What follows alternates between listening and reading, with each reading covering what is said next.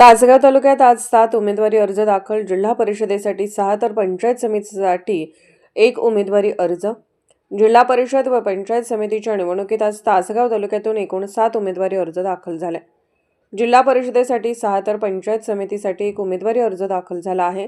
सावळत जिल्हा परिषद गटातून प्रवीण महेश धेंडे यांनी अपक्ष, येळावी जिल्हा परिषद गटातून दिनकर कृष्णा पाटील यांनी राष्ट्रवादी काँग्रेस पार्टी, शरदचंद्र पवार गट व अपक्ष असे 2, याच गटातून माजी जिल्हा परिषद सदस्य संजय दत्तू पाटील यांनी अपक्ष, तर चिंचणी जिल्हा परिषद गटातून विशाल विश्वनाथ शिंदे यांनी राष्ट्रवादी काँग्रेस पार्टी, शरदचंद्र पवार गट व अपक्ष असे 2 उमेदवारी अर्ज दाखल केले आहेत.